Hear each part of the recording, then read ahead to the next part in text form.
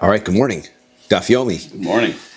Today, for the week, sponsored by Rabbi Aaron and Evelyn Kislasi, Lili Mishnah, Aaron's grandfather, Aaron ben Shimon, whose yahrzeit is on the 8th of Iyar.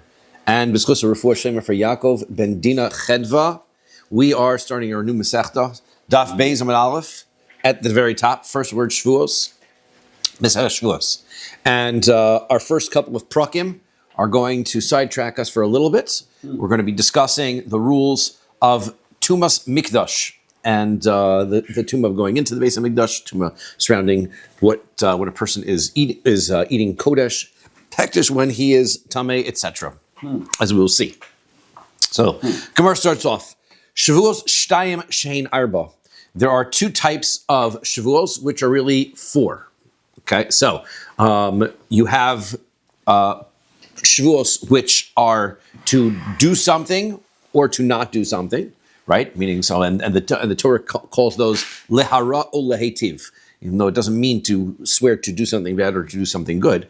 Shvua lehara means a negative shvua. So whenever we use that term, shvua lehara means that we're going to swear not to do something, and shvua lehetiv means that we're going to swear to do something. Okay, in this case, it's going to be something innocuous, like we swear to eat this piece of bread, or we swear not to eat this piece of bread. Also, that can turn into four, in that we can be swearing to do something in the future, or not to do something in the future, and then that could in turn become, we swore that we did something in the past, or that we did not do something in the past. So that is what this means, that we could have something which is two that are four. And then, Yedios Hatuma Shtayim Shein Arba, then we are going to talk about the awarenesses regarding Tuma, which are two, which can become four. How so? So we're going to have some circumstance. The Torah tells us that if somebody is tameh and he goes b'shogeg into the Beis HaMikdash, so that's a avera, right? It can't be tameh going into the Beis HaMikdash. If a person does that b'shogeg and he's negligent, so then he's going to be chayav what's called a korban ola v'yored. Korban ola v'yored is called the ola v'yored, up and korban up and down, because it varies depending on how much money a person has. A person is wealthier, so then it's going to be a korban with animals, then the next level, a korban with birds, and then the lowest level, a korban with a meal offering, right, which is made from wheat. So that's this korban ola v'yored, and that is going to be the punishment for going into the Beis HaMikdash well tameh. The reason why that becomes relevant, right, is because we'll discuss that in a moment. Well, we'll wait till the Gemara for us to discuss it, since we're doing Daf Gimel today anyway. So there are two circumstances which are clear in the Torah, and then that's going to add to us two additional methods, right? So, for example, you could have a circumstance where somebody is unaware that they are tameh, right, and then they walk into the Beis HaMikdash, or they're unaware that they are tameh and they eat hektish. That could also then be into four, where somebody is unaware that they are tameh, but they are not tameh, but they are unaware that the place that they are they are aware that they are tameh, but they are unaware that the place that they're going to is the Beis HaMikdash, or they're unaware of the meat that they're eating is hektish. And even though they're tameh, what they get? What's the punishment? What they get? So we said the punishment at this point, as we're discussing, is the korban ola v'yored, this offering that changes depending on the nature of your crime. Now, if you do it on purpose, that's going to be further discussion about malchus, right? We're going to discuss that as malchus for going into the Beis HaMikdash in those areas. So again, another circumstance, which is two, which can be then further subdivided. The Torah calls it, gives us two circumstances. We can then further subdivide that into a case of four. Okay, so then we then mention Yitzios HaShabbos Shtayim Shein Arba. So Yitzios, this, once you start off your Gemara and it starts off with Shtayim Shein Arba, it recalls us back to Masechta Shabbos. Masechta Shabbos starts off also with telling us there are two that are four, and our Mishnah recalls that and says, hey, another circumstance where there's two, there's four. There's two that are four when you're dealing with hotzah, carrying.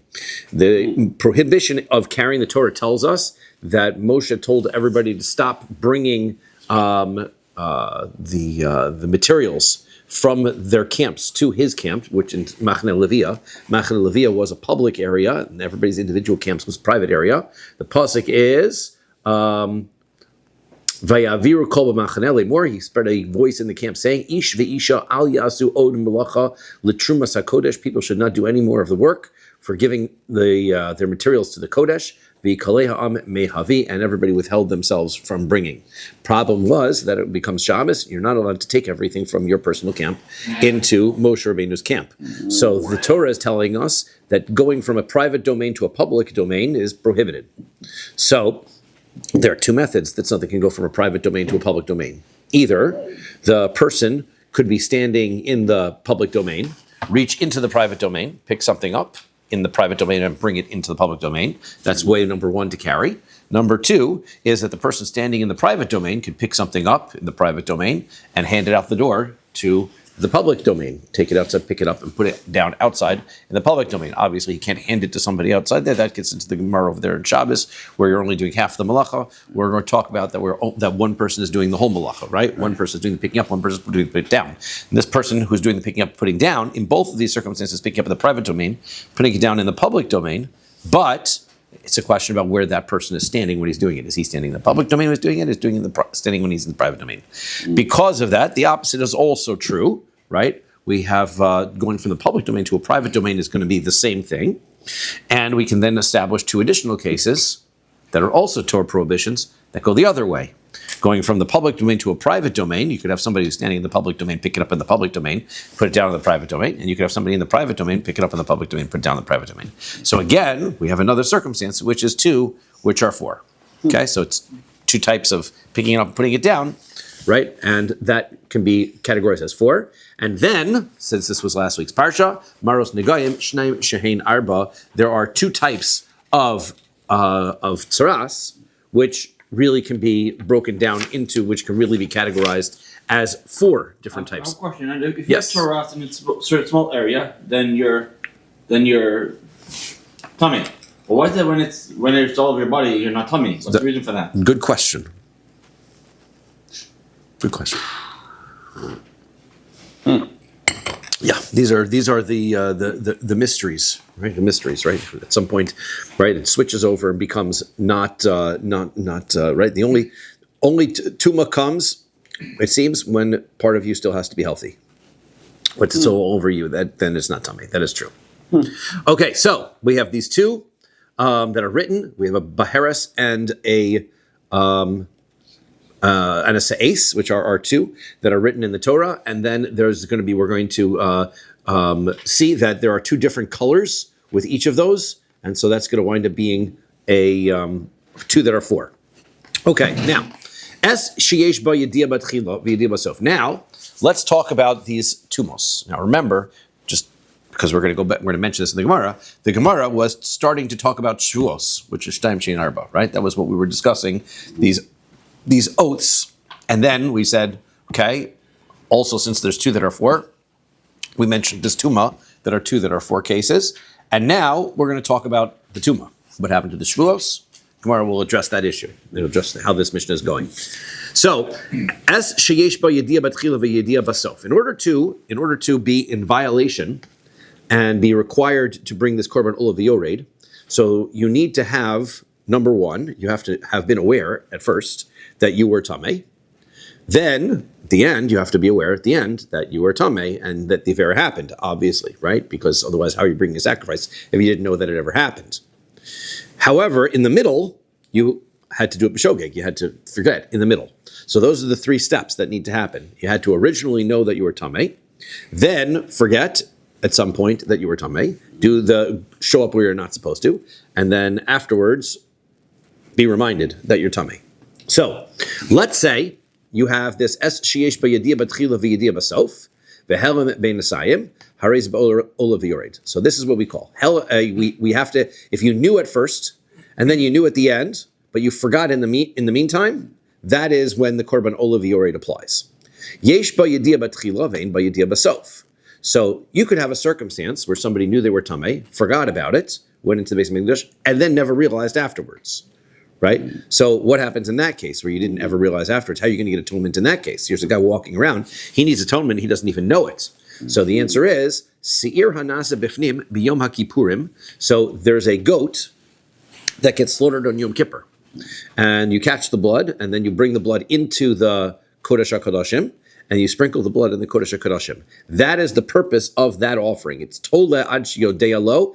That offering keeps in abeyance all of these people that have this Aveira, that were Tameh, forgot about it, and they have not yet remembered it. It keeps their korbanos in, it keeps them safe. V'yavi ba'ola until Ad Yodea Lo, v'yavi ba'ola b'yored. Until eventually, theoretically, at some point, he'll realize, oh my gosh, I was Tameh when I went to the Beis HaMikdash that time. And then at that point, once he realizes it at the end, then the process is complete. He had known, forgot about it, and then he realizes it afterwards, so then he's going to be able to bring his own Korban Olav Yored. But in the meantime, until he realizes at the end, this Korban on Yom Kippur, the goat offering in the Beis HaMikdash, which is inside the Beis HaMikdash, is going to, since that's next week's Parsha, so that is going to be able to hold your punishment in abeyance indefinitely until you find out that you actually need the korban olav yored to suspended but not canceled. Correct, suspended but not canceled, right? And that's what's going to wind up being with all of these communal sacrifices for averos. So we're going to say, well, how does a community have a sacrifice for a personal avera when we know that there's personal atonements for personal averos? The answer is, whenever there's a personal atonement for a personal avera, the community offering isn't necessary. Because you can handle your atonement yourself. You can get malchus. You can get bring your own korban. You can have your own korban chatas. Whenever we're talking about these circumstances, a circumstance where you're not liable to a sacrifice for some reason, and you still have the avera, so the community offering is going to be able to protect you. And that's what's happening here. Because the guy can't bring a korban because he doesn't even realize that he did an avera yet. Right? He's in the middle stage of forgetting. Right? He hasn't remembered yet. So. Question. Sorry, I'm sure we're going to bring it up. And if you didn't know in the beginning? Oh, that's next. Okay. Ein ba yedia batchila. Let's say you didn't know at the beginning. Okay. Oh my gosh. I meant it. Ein ba yedia batchila. Let's say you didn't know at the beginning, right? Aval yesh ba yedia basof. But you find out at the end, right? You didn't realize you were Tameh. You went to the Beis HaMikdash. You spent all day there. You came home, and then your wife says, "Oh, you did? Did you know about? I'm sorry, I left all the Tameh stuff in the front hall there." And he goes, "Oh no, I went to the Beis HaMikdash." She goes, "Oh no, you couldn't do that because you're Tameh," and he didn't even know. So then, let's say, right? So then, Seir hanasa b'chutz v'yom kippurim mechaper. So there's a goat offering for that, right? As I said, there's a goat for that. Right? That's the famous phrase. So there's a goat for that. And what happens is there's a goat that is slaughtered and it is offered outside on the Mizbeach, outside on Yom Kippur. That's what that offering is for. That one's mechaper for that. That atones for that. Shenamar, as the pasuk says, milvad chatas haKippurim, right? That this offering that is offered on the outside is besides the offering of the Yom Kippur offering, which is brought on the inside. So therefore the Torah is equating these two goat offerings, the one that is brought on the inside and the one that's brought on the outside. Alma shezeh mechaper, zeh mechaper, which means it's the same avera. These two goats are working on the same avera. Ma hapnimi ein mechaper ela al davar sheyesh ba yediyah, just like the one on the inside only works if there is some sort of awareness that took place. In other words, that the person was aware at the beginning and then forgot. So that's when the one on the inside works. So too, the one on the outside is where there is some kind of awareness, right? He didn't have awareness at the beginning, but he found out at the end. Now, again, if in fact he finds out and it's a sort of a circumstance where he's going to be chayav to bring his own korban, so then he could bring his own korban. This has to be a circumstance where he's not going to be bringing his own korban, which we'll discuss. He's not chayav a korban at all because he didn't know at the beginning. Because he did not know at the beginning, right. Correct. So therefore, as a korban olav yored would apply if he knew at the beginning, forgot, and then knew at the end. Since here he didn't know at the beginning, so he's not chayav the korban. Therefore, the Yom Kippur goat is going to atone for him. I have one more question, and then I promise. Tinuk shenishbat. Yes. They don't know anything growing up. Yes. Are they chayav a korban for everything they've done up until the point that they know? Yeah. When they if Well, no, I'm not exactly sure. We have to go back to that Gemara because my first answer was, sure, if you're shogeg, you're shogeg, right? You didn't know. But on the other hand, I think the Gemara talks about the Tinok Shenishba being Karav La'ones, that he is in a complete accidental state, right? You have to be in sort of a circumstance where you could have known but didn't know. So the answer is it probably depends. Okay, so now, let's say you didn't know. You were tamei, you never found out. You didn't know about it before. You never found out. Scary, you're walking around with an avera that you don't even know about. How are you supposed to get atonement for that? So the answer is, there's a goat for that. Se'irei haregalim u'se'irei rosh chodashim mechaprim. The goat offerings that are sin offerings that are offered on the shalosh regalim and on Rosh Chodesh, those offerings take care of you for that. Divrei Rabbi Yehuda. So that's how Rabbi Yehuda learns the reason for the goats. Okay, that's his goats. Rabbi Shimon says, Se'irei haregalim mechaprin. He says that the goats for the shalosh regalim, those are going to provide atonement for that problem when you don't know beforehand, you don't know after. Aval lo se'irei rosh chodashim, but not the ones that are the goats for Yom Kippur for Rosh Chodesh. The goats for Rosh Chodesh have their own purpose. What is the purpose for the goats on Rosh Chodesh? Al hatar she'achol es hatamei. This is for if we have a person. All this time we've been talking about a person who is tamei who walks into a Kodesh place. What if, what if you have somebody who is a person who is tahor who eats something that is tamei? Okay, so now that is going to be atonement for that, right? So Rabbi Meir says Kol ha'seirin kaparason shaveh. He says that Rabbi Meir has a different opinion. Rabbi Meir's approach is all of these goat offerings that are part of the Korban Musaf. So kaparason shaveh al tumas mikdash ukdashav. He says that all of them have the ability to atone for all of these problems, right? For knowing beforehand, knowing afterwards, for not communicating. For what do you call it? For somebody who's tahor who eats something that's tamei. All of these are like that. But right, the only one, the seir, which is nasa bifnim, the goat that was made on the inside on Yom Kippur, is only for the tumas mikdash which he had yediyah betchila. That's the only one that's unique, right? The only one that's unique is that if you knew first and then you didn't find out, then the goat on the inside is for that, right? But all the other sacrifices are going to take care of. There's no special, like Rabbi Shimon wanted to say that it's special. The one or the Rabbanim wanted, the Tanakh wanted to say that there's a one for the Shalosh Regalim and there's one for Rosh Chodesh. The one on the outside on Yom Kippur, the one for the Shalosh Regalim, and the one for Rosh Chodesh always take care of the situation where you didn't know first, right? And then you became tamei, you never found out about it, or you became tamei and you found out about it at the end, or the third circumstance we just said, where somebody was tahor who ate something that's tamei. Only the one you knew, right? The b'shogeg, right? So Rabbi Shimon says, Se'irei roshei chadashim mechaprim al hatahor she'achol es hatamei. Rabbi Shimon says that the goats of Rosh Chodesh, so they're going to atone, as we said, he said they were going to atone for somebody who's tahor who eats something that's tamei. V'shel regalim mechaprim al she'ein bo yediyah lo batchil v'lo basof. Shimon says that when it comes to the goat offerings of the shalosh regalim, so they're going to atone for when you don't know at the beginning and not at the end. V'shel yom kippurim, and then the musaf on Yom Kippur is mechaper al she'ein bo yediyah batchila aval yesh bo yediyah basof, is going to be for when you know at the beginning, but you don't know at the end. So he divides each one of these up for a separate purpose. This is the argument between Rabbi Meir. He says that they all are the same. All of these are going to take care of all of them. Rabbi Shimon divides up and says each one of them has its own individual purpose.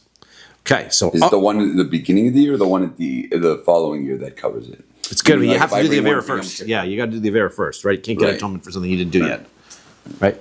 So Amru Lo, so they said to him, Mahu sheyikrevu zeh bazeh.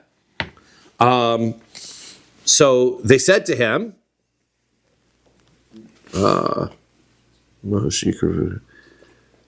so let's say one of the goats escapes, right? It escapes on Yom Kippur, and then they find it again, and it's coming up to Rosh Chodesh Cheshvan. Can you take that goat that you were going to bring on the outside on Yom Kippur and use it on Rosh Chodesh. Hint. How can you identify that if that's a goat or not? If there's no simon on it. They were aware. They could recognize their goats, right? People recognize their dogs when they get lost, right? Mm-hmm. So people recognize their animals. So they knew that this was the goat, right? They misplaced it. They found it again. So hint, they already knew the answer was that it can be used. So they asked. So they said to him, so can you bring it? Amar lehen yikravu. So they said, yeah. So he said, sure, it can be offered. So Amru Lo, so they said to him, well, that's where the problem is. Because Hol ve'in kaparos on shaveh, according to us, all of these offerings have the same purpose. They're going to atone for all of these averos. So therefore, this goat was set aside with the purpose of handling these three different circumstances, and it escaped. And then we found it again. So Rosh Chodesh comes, we're offering the same sacrifice, the same animal for the same purpose. We can use it. That makes sense.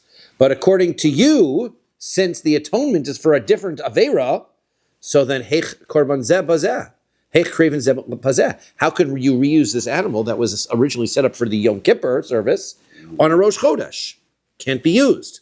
So Amar Lehem, so he says back to them, Kulon Boim Lechaper Al Tumas Mikdash Ukdashav. He says, you're right, fair point, but it's all a category.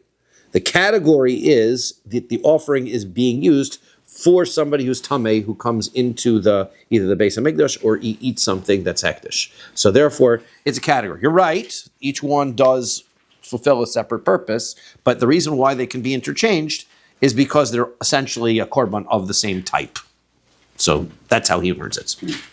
Okay, so Reb Shimon ben Yehuda says, Mishmo, in his name, the goats that are on Rosh Chodesh, so those are going to atone. So he said for the person who's tahor, who eats something that's tameh. Okay, Mosif Alehen, he said his view is like this. First of all, he says this Rosh Chodesh one is right. The view that we had of Rabbi Shimon so far was each one only atones for one of these circumstances. This opinion is going to say that each one of these circumstances, each one of these animals has a higher amount of atonement. So the Rosh Chodesh one, so it's going to atone just for the person who's tahor, who eats tamei hektish. Mosif aleim shoregolim. Then comes the ones the musaf, the goat on the regalim on Yom Tov, shemechaper al tahor she'achal asatame. They're also going to provide atonement for that same case, the person who is tahor, who eats something that's tamei. Val she'ein ba'yadia lo batchila v'lo basof. But we're going to add on to that. It's also going to be able to take care of the person that never knew. Right? He never found out about it at the beginning, never found out about it at the end. Mosif aleim shel Yom Kippurim, and then we're going to say the Yom Kippur one is even the most. Shein mechaper al tahor she'achal asatame. Because it's going to atone for all three of these cases, right? That it's going to be atonement for the person who's tahor, who eats the tameh. Al she'ein ba'yadia lo batchila v'lo basof. Also the guy who didn't know about it beforehand or afterwards. Al she'ein ba'yadia batchila v'al yesh ba'yadia basof. And for the guy who knew about it at the beginning, but he never found out about it at the end. I'm sorry, the other way around. That he didn't know about it at the beginning, and he does know about it at the end, right? If he knows about it at the beginning and the end, that's the inside korban. Don't get confused there. Okay, so these are our three different viewpoints, right? Again, just to be able to make sure that we have them all clear, right? One opinion is that all three of these circumstances are atoned by all three of the different type of goat offerings. That's right. Rabbi Meir's view. Rabbi Shimon, the view that he had first stated was each one of these three goats is for one of these three circumstances. And then this last view of Rabbi Shimon ben Yehuda, right, who said in his name, was that each one is sort of escalating. Rosh Chodesh only atones for one circumstance, the Shalosh Regalim atones for two circumstances, and the Yom Kippur atones for all three. So therefore, each musaf then escalates. Okay, Amru Lo. So they asked him the question, right? Mahu sheyikravu zeh bazeh. What if you lose one of the goats and it escapes and gets away? Can you then use it interchangeably for one of the other goat offerings on a different Yom Tov? So Amar Lehem, hey. So he said, yeah, sure, you can. As we know, but that's the halakha. It seems like you can. Amru Lo. So they said to him, well, then you got a problem. Because Im Kain, you shel Yom HaKippurim craving b'roshei chadashim. He says, that means what you're suggesting is that if the Yom Kippur offering for Musaf escapes, and then we find it before Rosh Chodesh Cheshvan, we can bring it on Rosh Chodesh. The only thing is that the Korban for Yom Kippur was way more powerful and inclusive than the one for Rosh Chodesh, because Rosh Chodesh only took care of the guy who was tahor, who ate something that was tameh, whereas the one for the one for Yom Kippur took care of that guy, but also took care of the guy who never found out that he was tameh at all, and the guy who didn't know beforehand and found out afterwards. But how? Let's say, what about the other way around? Let's say the one that was supposed to be brought on Rosh Chodesh Tishrei escapes, and they find it again, and they go, great, now we'll use it for Yom Kippur. Can they do that? And you said yes.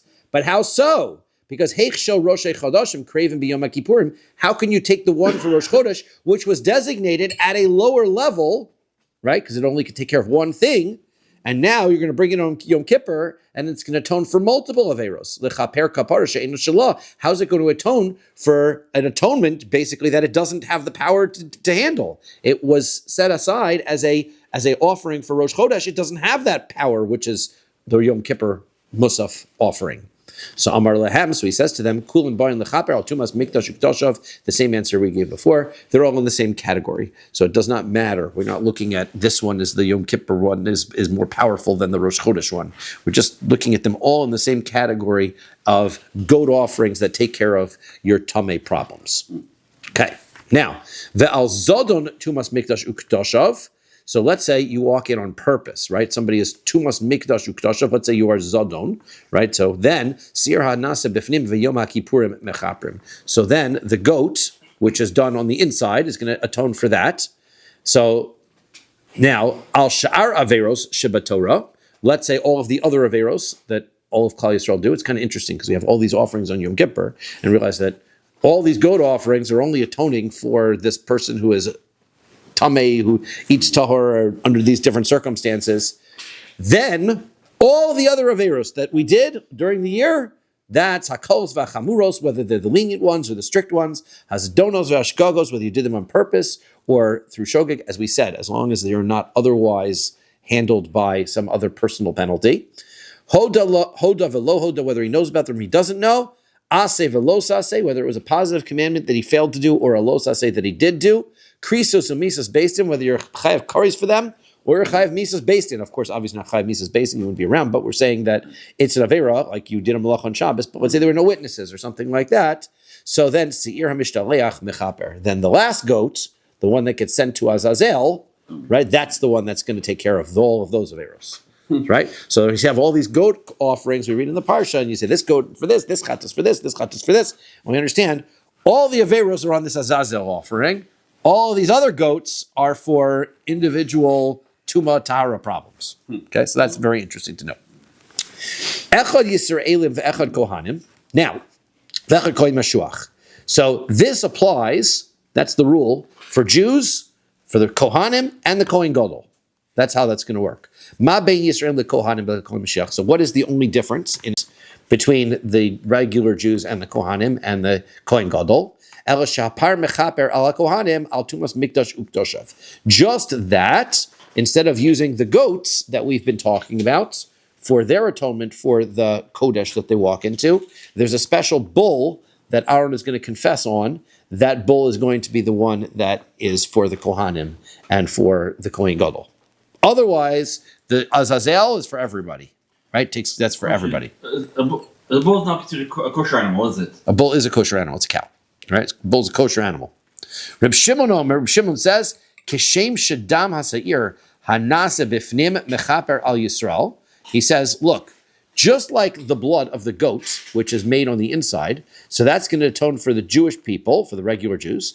Kach dam hapar mechaper al hakohanim. So that means that the blood of the bull is going to atone for that. Now, the seir, the goat offering that is offered on the inside doesn't have any vidui on it. I mean, there's no confession that's brought on that animal. So therefore, what part of the animal's service, according to Rabbi Shimon, what part of the animal's service is causing the atonement? The sprinkling of the blood. Okay, the bull that the Kohanim bring has a vidui on it. So you say, right, that Aaron would say, Ana Hashem v'chatasi, obviously, like we do in the Yom Kippur service. So he says that declaration and confession didn't exist. There's no confession on the goat that's slaughtered on the inside. So therefore, There's two parts. This bull gets a confession and then gets his blood sprinkled on the inside. He divides those two elements of the bull offering into two parts of kapara. Blood is there to atone for the tuma problems that the Bnei Yisrael had, right? That we knew. The goat offering on the inside was for the problem of somebody who knew but forgot, right? That was the tuma problems that he had. Therefore, he says that when the blood is thrown of the bull offering, that is also the purpose of the bull offering, to atone for this tuma problem of somebody who doesn't know. But we already have the goat offering. The answer is the goat is for the people, the bull is for the kohanim. And that's that purpose. And kishem sheviduyo al sir hamishtalech mechaper al Yisrael, then we know that the Kohen does a vidui for all of the averos of Kahal Yisrael, for on the Azazel before it gets sent away. The Kohen puts his hands there and he says, Hashem, take all of the averos from Kahal Yisrael, and he transfers the averos there, which means that confession is for the purpose of atoning for all other averos. So kach viduyo shopar mechaper al kohanim. So too, when he does a confession on the bull, that confession is for all the other averos of the kohanim. So Rabbi Shimon says the kohanim have their own set of atonements, right? The kohanim get atonement in a two-part process on the bull. Number one, the vidu, the confession, that's going to take care of all their other averos. Then they're going to sprinkle the blood. That's going to take care of their problems of tuma in the Beis Hamikdash. The Bnei Yisrael have two separate offerings. They have a goat that's slaughtered on the inside. It doesn't have a vidui, but it does have a blood, so that's going to take care of the tuma problems. The Azazel doesn't have blood sprinkling, but it does have a vidui. That's going to take care of all the other averos. So that's how he separates the two things out. Pastors, I count 4 cases. One who knew in the beginning, at the end, but forgot in the middle.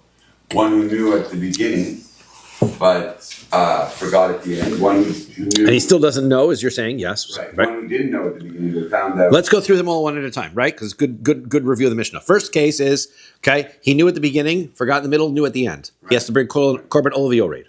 Okay? Right. Next case, he didn't know at the beginning, but he knows in the middle, but he's shogig and finds out at the end. So that we said was the inside offering, right? But he didn't know at the beginning.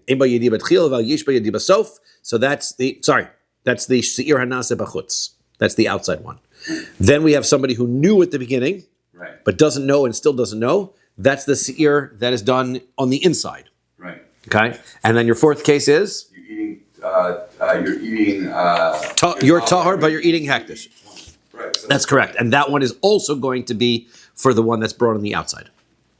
Right? But then we have arguments on that one, whether according to two opinions, that's the one on brought on Yom Kippur is going to satisfy that, right? Because we have one opinion that says, right, it depends, right? That's only, according to one opinion, we said that only the korban, the goat on Rosh Chodesh handles that, right? Because one opinion breaks it up and says Rosh Chodesh handles that problem, and then the goat on the Yom Tovim gets handled this problem, and the goat on Yom Kippur handles this problem. Right. And then, the fifth case is he never knew ever. Correct. And that's also covered by Yom Kippur. That's correct. Or, according to one opinion, it could be covered only on Yom Tov. Right? And according to one opinion, covered by Yom Tov and Rosh Chodesh. Right. Correct. Okay? It's good. Got it. Good review. All right. And I think there's a table somewhere in there in your art scroll that kind of goes through all of those views and opinions. Mm-hmm. But that's our general. Now, once we go through the Gemara, we're going to break each line up and analyze them in greater detail. So we don't have to. We'll get it all. Okay. Great. Let's start off with our Gemara. Mechti. Problem that we have is Tana mi Makos Solik. We were just in Maseches Makos. All of a sudden, we start off Shevuos. Where's the connection?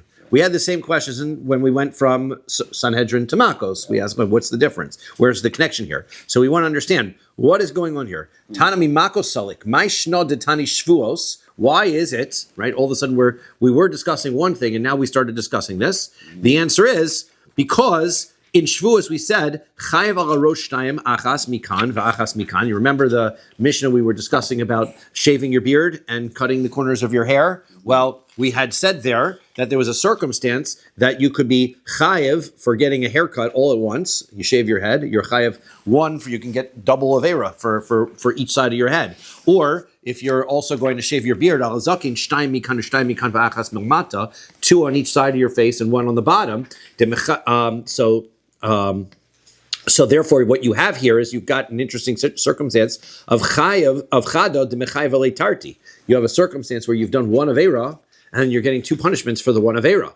So therefore, Tana Shevuos Shtayim Shehein Arba. So therefore, we're going to move into the conversation about Shevuos, right? About oaths, which it's going to have two, which are four, right? We can wind up with two different averos, which are going to be wind up being four.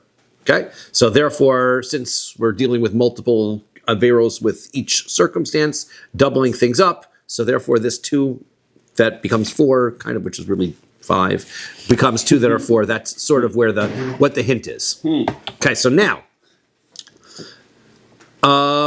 we started with that. Then we got into Tuma immediately afterwards. We sort of understand the connection there. It's the Korban Olav Yored issue, which is the punishment for both of these, the taking this swearing falsely and the Tuma Tahara. So we mentioned that, and it's also a two that are four, so it works out nicely.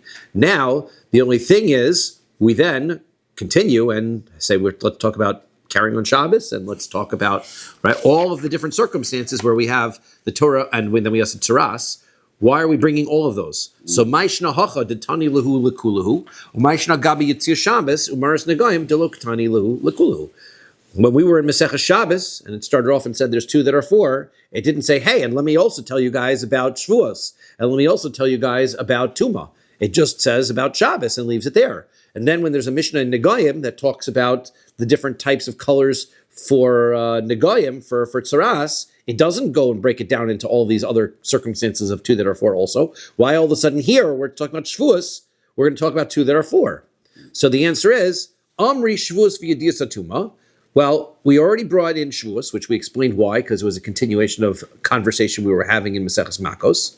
And then we brought in Yediyas Tuma, the awarenesses, these circumstances of awarenesses of impurities. Degabe Hadadi Ksivan, because these are two averos which are listed near each other in the parsha of Olav Yored, so they're connected. V'damyana Hadadi bekorban Olav Yored. They're written near each other and they're similar to each other in that they have the same korban.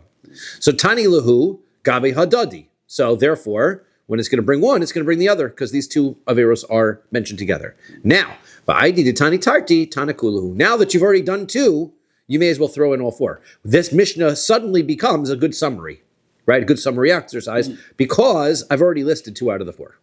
So therefore, we may as well throw in Yitzias Shabbos. We don't talk much about the Yitzias Shabbos, and we don't talk much about the Negayim, but we mention them because it's two that are four. Why don't you talk much about those? Because we already have other Masechtas that talk about them.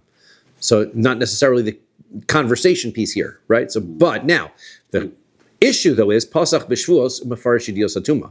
The Mishnah starts off, and that was the whole point. We said, we start off, let's talk about Shevuos, because that's the next step. We went from Makos to Shevuos, and then we basically spent one line on Shevuos, and then we then said, oh, and you know what else is very similar to Shevuos? Let's talk about Yediyas Tuma. And now we're going to spend the first three prakim of Masechah Shevuos talking about Yediyas Tuma.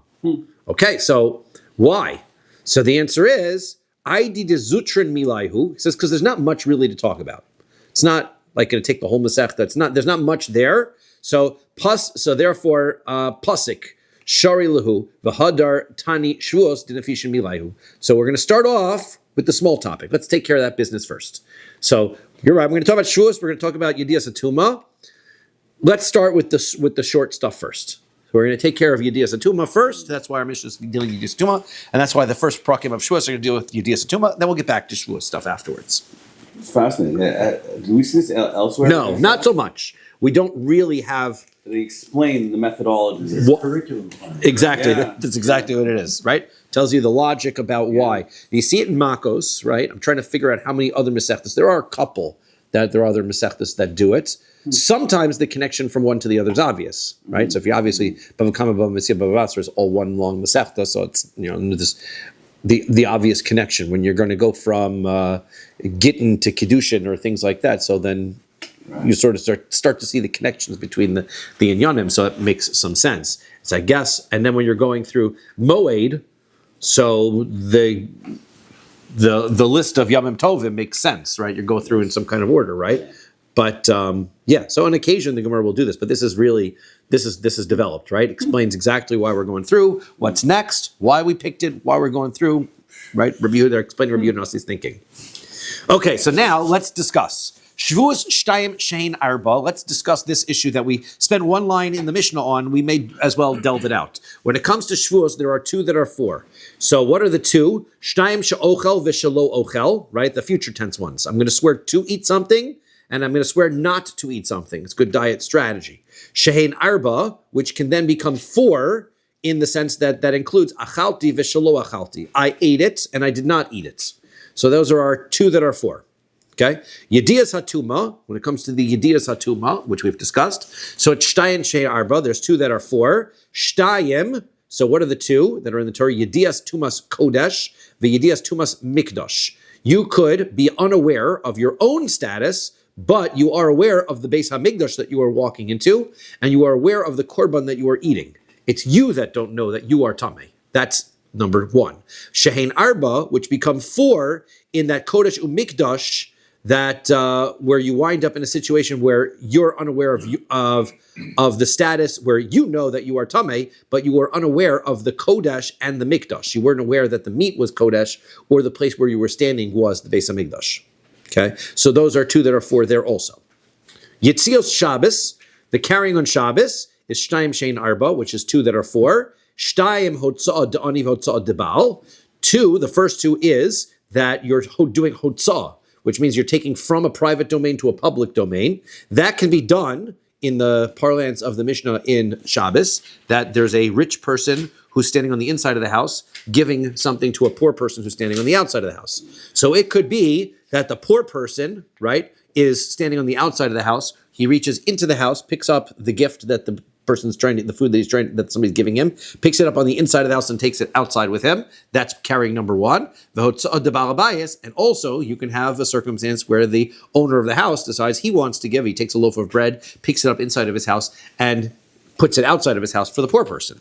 So that's, both of them are going from private domain to public domain. Shein Arba, which become four, where it's Hachnasa Da'ani V'Hachnasa De Ba'al Habayis, where you could wind up with a circumstance where the poor person is putting his plate, takes his plate from the outside and puts it inside the house, or the Baal Habayis takes his plate from outside the house and brings it in, right? So either way, you can have both the poor person and the Baal Habayis, and you can be going from inside to outside or outside to inside. So that's two that are four.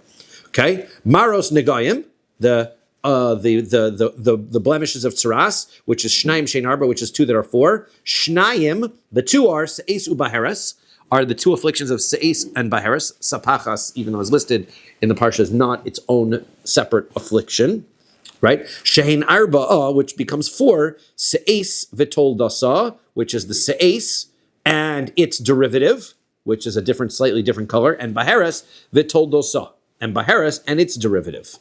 So, Mani Mas Nisan.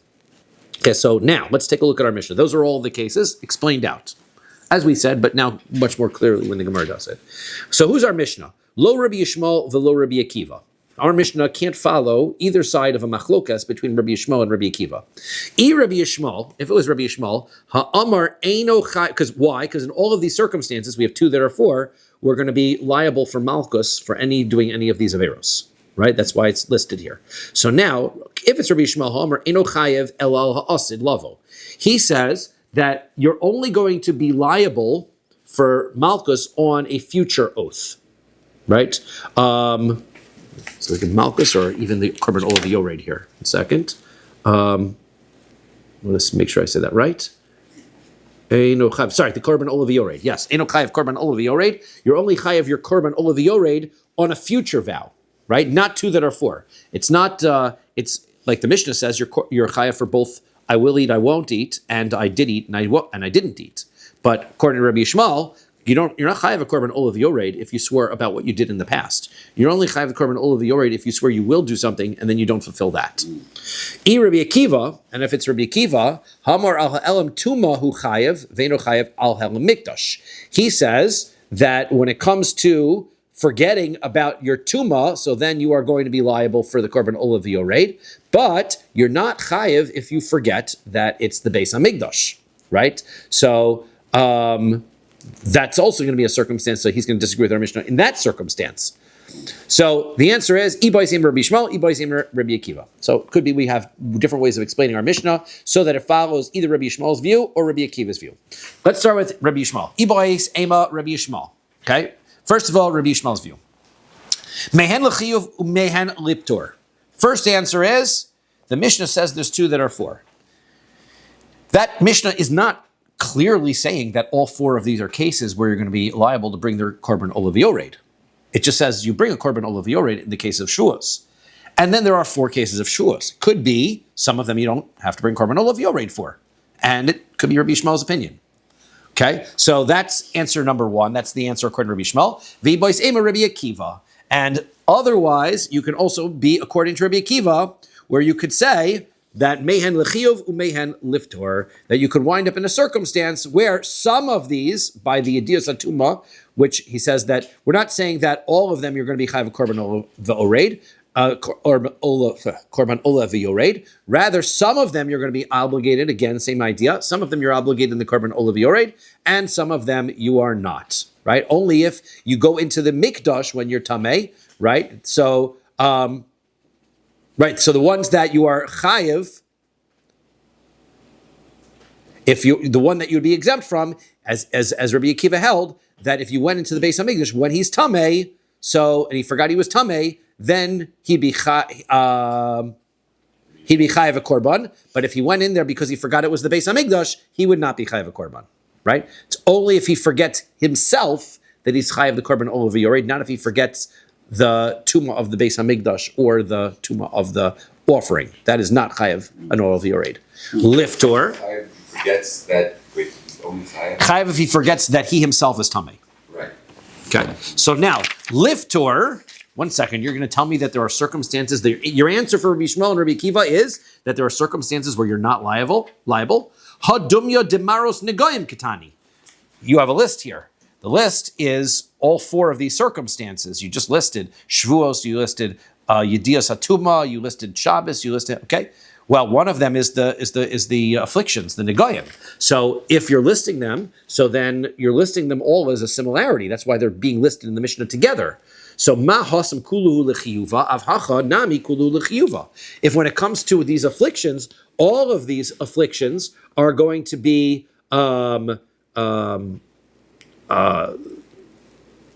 you have to bring a korban at the end of those afflictions. You're tamei for a while, then you have to bring a korban at the end of them.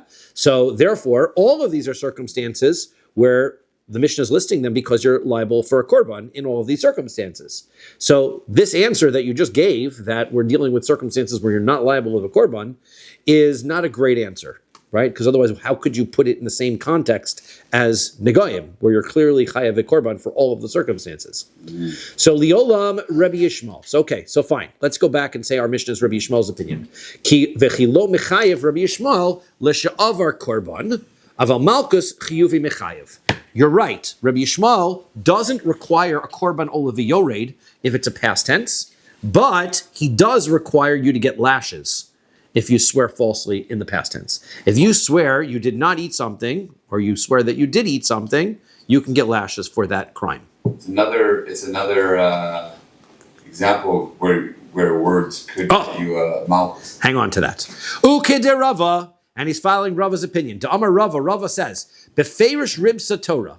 The Torah goes out of its way and tells us specifically that Shevuos sheker dumya de Shevuos shav. The Torah makes a comparison between two different types of inappropriate vows. We have something called a Shevuos shav and a Shevuos sheker. A Shevuos shav is an oath that has absolutely no meaning, right? I swear that this is a cat, right? So if you take that, you swear something that has no meaning, you're immediately in violation because it's meaningless. And if it's your immediate violation, you can get a warning for it beforehand, and you can get malchus for it. The Torah specifically gives you malchus in a circumstance of Shevuos shav.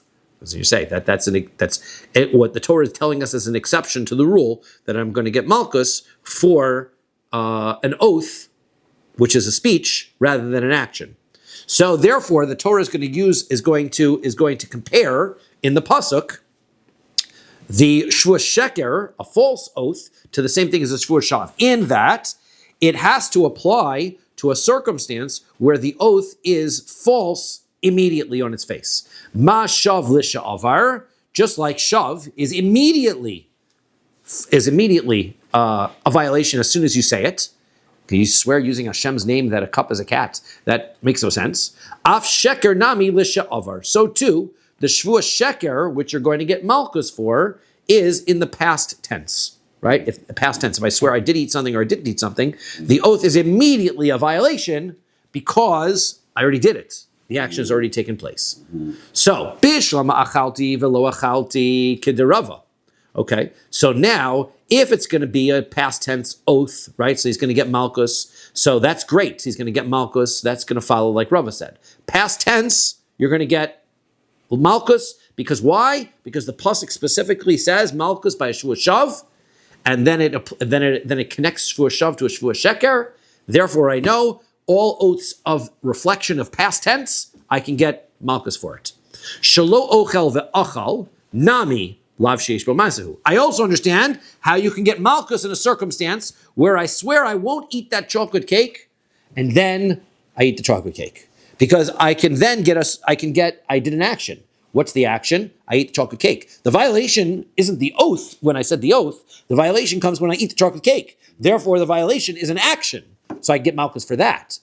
Ella ochel velo achal. But what if you swear that you will eat the chocolate cake, and then you don't eat the chocolate cake?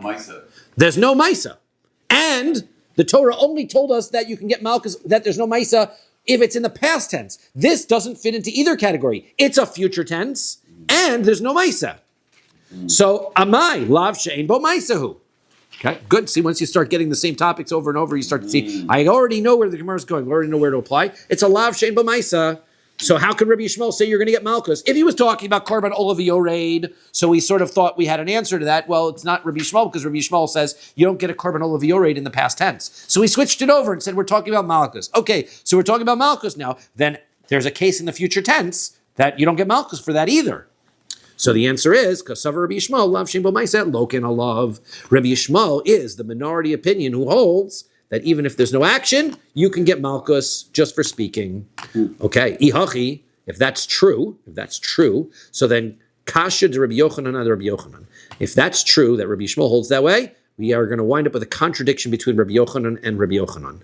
How so? Are they two different Rabbi Yochanans? Same Rabbi Yochanan. How so? Dama Rabbi Yochanan. Rabbi Yochanan was famous for his statement that he says, halacha kastam mishnah. If the Mishnah lists a position and doesn't specify a person for who's the one who said that opinion, that means that the halacha is like that opinion, right? Because it's not argued about. It's listed. It's not argued on. So that's how halacha kastam mishnah. That's number one. Ve'itmar. Okay, that's the first thing he said. Now, then he says, Shvuah she'ochel ki karzu hayom. Let's say a person says, I'm going to eat this loaf of bread today. V'avar hayom v'lo achla. The day goes by, he did not eat it. Rabbi Yochanan v'Reish Lakish. It's an argument between Rabbi Yochanan and Reish Lakish. We can already know where this is headed because we had this argument between Rabbi Yochanan and Reish Lakish and Makos. The Amri to this specifies it out a little bit better here. The Amri Tarvayu. Both of them say, Eino Loka. There's no Malchus for this. Why? Rabbi Yochanan Amar, Eino Loka mishum dehava lav she'ein bo maisa. Rabbi Yochanan says there's no action, right? He's going to say he was going to eat it, he didn't eat it. There's no action of not eating the loaf of bread. V'chol lav she'ein bo maisa ein loken lov. You don't get Malchus for that. For Reish Lakish Amar, Reish Lakish says, Ein loka, you can't get Malchus. Why? Because hasra safek he, because it's a doubtful warning. If you didn't eat the loaf of bread, when were you warned? When you took the oath. Well, when you took the oath, you didn't know whether he was going to violate or he wasn't going to violate. So this is the conversation about the hasra safek again. The warning isn't valid. Hasra safek lo shmo hasra. The hasra safek is not a hasra. We already saw in Masechet Makos that Rabbi Yochanan holds hasra safek is a valid hasra. right? And he had held, remember that in order to be in violation of the lav sheyesh the lav hanitik la'aseh, we had to completely nullify the prospect of the aseh in order to, right? We had all of those conversations before. So now we see Rabbi Yochanan and Reish Lakish the same argument here. So now, on the one hand, our Mishnah is a stam Mishnah. Our Mishnah, being a stam Mishnah, is holding like Rabbi Yishmael, and that means that if you tell me that Rabbi Yishmael holds, that our Mishnah is holding, that you do get Malkus for a lav she'ein bo maisa, then how can Rabbi Yochanan be holding, in where he was arguing with Reish Lakish, that you don't get Malkus for a lav she'ein bo maisa? Either you do or you don't. So the answer is, Rabbi Yochanan stam achrina ashkach. The answer is, there's another stam Mishnah that argues with our stam Mishnah. Where's that? So high stam Mishnah, high stama. So which stam Mishnah are we talking about? Ilema high stama. Maybe we're talking about this one. Ditznan, as we learned as follows. Aval hamosir betoher v'ashover betame. Let's say you leave over. Let's say you have a korban pesach, and you leave over some of this perfectly pure korban pesach, or you break a bone for a korban pesach that's tameh. So eno loka. Esarbim. You don't get malchus for that because the pasuk only gives you malchus if you break a bone of a tahor korban, and also leaving it over is going to be a lav hanitik la'aseh, right? You got to burn it in the morning. So bishlam shover betame. I understand why you're not getting malchus by breaking the bone of the tameh korban pesach tichsiv, because the pasuk says ve'etzem lo sishberu bo. You're not supposed to break up its bone, and bo means that it has to be bekosher v'lo bepasol. The korban has to be otherwise a kosher korban if it's invalid in some other way. Then breaking a bone is not a prohibition, aval hamoser b'tahor, but leaving that meat over till the morning, my time alav. Why aren't you getting malchus for that? Mishum d'havei lein bo ma'isa. Isn't it because there's no action? Leaving something over is no action. So therefore, Rabbi Yochanan is holding like this stam Mishnah. No, because it's a positive. V'chol lav shein bo ma'isa lo kan alav. Umimai Rabbi Yaakov he damer lav shein bo ma'isa lo kan alav. How do you know it's Rabbi Yaakov's view on why? Right, there's two different views, as Brian says, two different reasons why you don't get malchus for leaving your korban pesach over to the morning. Reason potentially number one was, like Rabbi Yaakov says, lav shein bo ma'isa, you don't get malchus for it. Dilma Rabbi Yehuda, maybe it's Rabbi Yehuda's opinion. Mishum deba kasav litain aseh achar los aseh. Maybe it's a lav hanitik la'aseh. That's why you don't get malchus. So therefore, that proof of the korban pesach is inconclusive. Ha lav hachi lucky, which means that it wouldn't be a lav hanitik la'aseh. You would get malchus despite the fact that it's a lav shein bo ma'isa. So it doesn't prove anything. Titania, as we learn in Brisa, lo sil siru mimenu ad boker, you're not allowed to leave over from the sacrifice to the morning. Vanoser mimenu ad boker ba'ish tisrofu, and if you leave any of it over till the morning, you have to burn it. Ba kosavli tenasei achar lo sasei. The pasuk is telling me a positive commandment after the negative commandment. Lomar shein lokin alav div Rabbi Yehuda. That's the reason why. That's what Rabbi Yehuda says, and you don't get malchus for that reason. So Rabbi Yaakov says lo min Hashem huzah. You're right, you don't get malchus, but it's not because of the positive commandment afterwards. It's because it's a lo saseh that has no action to it. The lav shein bo ma'isa ain't lokin alav, and a lav that has no action, you don't get malchus for it. So therefore, that's the stam Mishnah. So he says that can't stam Mishnah doesn't prove anything. Ela hai stama. So we'll just quickly finish this up. This is the stam Mishnah. You know where Rabbi Yochanan learned that a lav? We're still looking for how we see Rabbi Yochanan holds that a lav she'ein bo ma'isa does not get malchus. It's from here. Ashkach shvua shelo ochel kikarzu. Let's say there's a shvua, a person takes an oath, right? This is going to come up later on. Takes a shvua that he's going to not eat this. Shvua shelo ochlena, or a shvua that I didn't eat it, ve'achla, and he did. So then, eino chayev ela achas. Okay, so then he's going to be liable one time, even though he swore twice, right? Zuhi shvuas bitui shechayavin al zdona makos val shigos korban olav yored. This is the circumstance of a shvuas bitui. We're going to see we'll explain this as we get to Daf Chav Zayin, and we're going to do this in greater detail. So I'll just quickly go over it now because we have to get to the Shiva house. Mm-hmm.